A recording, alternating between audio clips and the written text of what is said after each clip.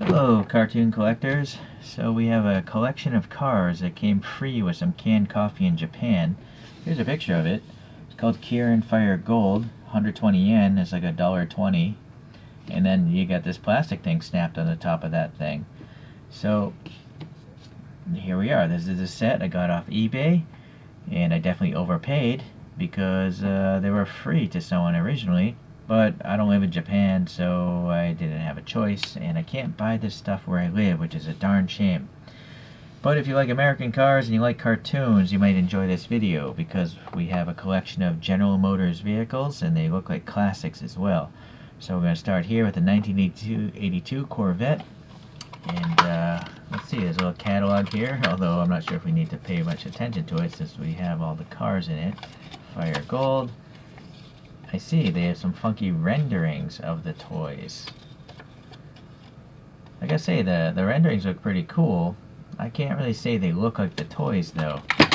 So, let's see, there's a blister pack here. I don't think so. See, the renderings to me look too narrow. They look like cartoons and all, but they look too narrow.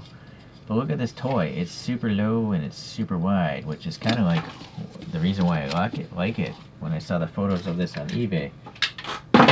So let's take a closer look here at this guy. We're not going to see the greatest amount of detail or effort because, again, it's free, but sorry, I don't know why it's not focusing on this thing. Okay, so the wheels are pretty cool. I mean, they look like classic wheels, like hubcap kind of GM steel or stamped steel wheels. And then this thing's got flames going on, so that's pretty neat. It's a black plastic body. I think the canopy is totally opaque. It's hard to say. No, it's really darkly smoked because I can just see from the bottom the pick through it. I do like that Kirin on their toys writes the actual year and car, right? So that's nice to know. It has rubbery tires. These are all pullback toys. So all the flames here are also Tampo printed, it looks like, so they're not stickers or decals, so they should be very durable. They have some casted in reflectors there. This one actually has color on it. The vent here, some black in the front vents with a license plate outline. Pretty wide panel gaps, I guess, but again, free toy. I think for something that came free, it's pretty cool. The red taillights are nice, and this little license plate here is the plastic tab holding the rear end into the body. Alright, so that is the 82 Corvette with flames. Really funky deformation, you know, so low. It's a low slung deformation. Alright, let's see, number 2 is a 55 BelAir. What? Is this a different? This looks like a different brochure. I see. It's possible these came with different types of Kirin. You know, the Kirin Fire has many different flavors, many different packages. Or the seller just got it confused, because I think the seller was also selling these things. So these things really aren't doing it for me. I'd rather get a choro-q. These, I don't know. I just don't like the look of those for some reason. And also there's no blister on that one. So, 55 BelAir. We got some texture in the grill and oddly in the headlights. Some bumps here for the turn signals, but no paint. The casted in bumpers got some silver paint. And it looks like the body is red plastic. And then it's got like a yellow to orange fade going on. Well, it's not really a fade, I guess. It's an outline. I see some nice silver here. It is just raw plastic, this, you know. So, it seems to be a scratch or something there. Some silver paint for this accent here. The casted in bumpers got silver paint. Molded details for the taillights, but no additional paint. And then the cockpit here is a separate smoked piece of plastic. Alright, so again, it tells what the car is. And these wheels are sunken in under the fenders, so that's kind of neat. Same wheels as the Corvette, but, you know, I like how it's a lowered ride stance on this guy. So that's cool. Alright, number 3 in the lineup is a 1972 Firebird. Same brochure there.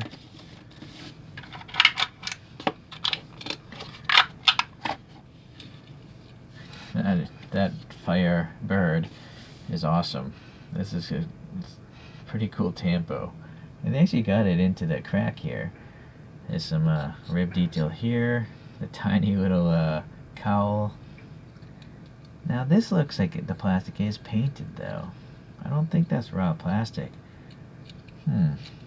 Texture in the grill, silver around it, silver, silver, and then really funky flames. We got yellow with an outline in red, red there. The same wheels, just the raw plastic, and then red for the taillights. So this looks like it has the most amount of effort out of the collection so far. It might be my favorite one so far as well. Really cool. Alright, number 4, 63 Chevy Impala. Same brochure. Okay, so this one is raw plastic, this orange. Then it's got a white to yellow faded flames, silver on this chrome treatment here, a bump for whatever that detail is, I forget, on the real car, but no paint, a little fuel filler there, all silver but a bunch of textures here in the front end, so that's pretty neat.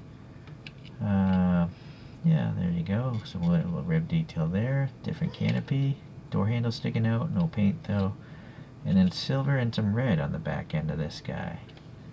So another nice one. I like it. Very cool.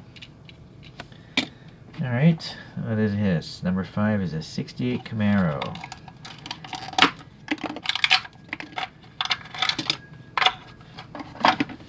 So this is a gray exposed plastic here, but it's very shiny. Well done. We have yellow to red flames, and let's see, red flame there. So I guess they all have the same wheels. A little red in the taillights in this guy, a circle, indication of like a wing. Funky, very funky. Grooves here in the grill, same here, but unfortunately no black paint here. And then I think there's some casting problems going on there. A cowl here, some grooves here. Not bad, not bad. Alright. The very last one is a 1965 Chevy Stepside pickup truck.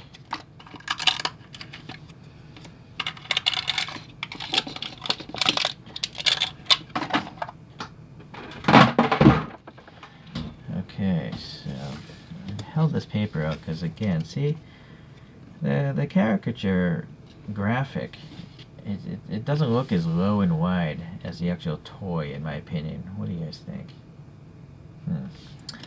Alright, well anyways, we have some silver here, grills, and the lights have textures, recesses for those blinkers and those hood vents, a raised, I don't know what you'd call that, some sort of chevron on the hood, and then a pink to red flames.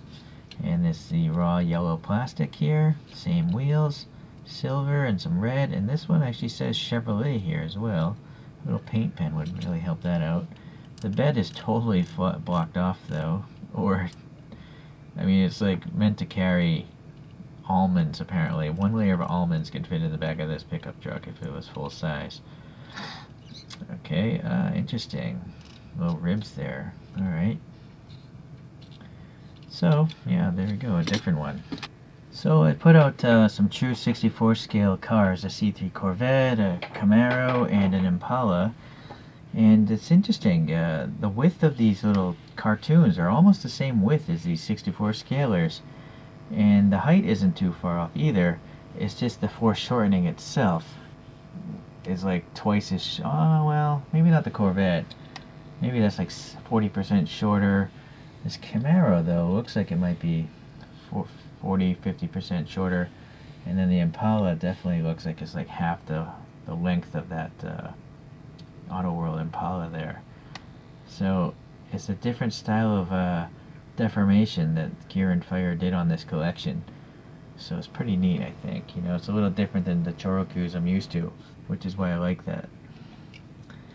Different styles of cartooning things. Who would have thought that was a thing? but apparently it is. So I'm gonna pull out a couple of choro-qs here. Oops, sorry, my camera's so low, I'm always knocking it around. There's a choro-q C3 Corvette to go next to that guy. Here's a choro-q Firebird. So you can see, you know, its standard choro-q is quite large, much bigger, much taller. The Firebirds actually aren't that too different in their footprint. Nah, it's still bigger for sure. Okay. Alright, let's get these guys out.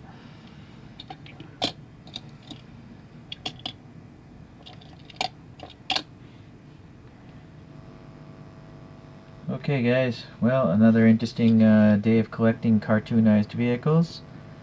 And this time around it's just a totally different type of deformation. And I think with a little bit of maybe some paint markers, or just a little paint wash in the wheels, or maybe spray painting the wheels a different color, you can get a little more detail out of these things. But if you're not into modifying your toys, they are pretty cool as they are. Again, factoring the original price of 120 yen, or $1.20-ish. So that's not bad at all, right? Okay, well, I appreciate you watching, and I'll see you the next time we get some cartoon cars. Bye.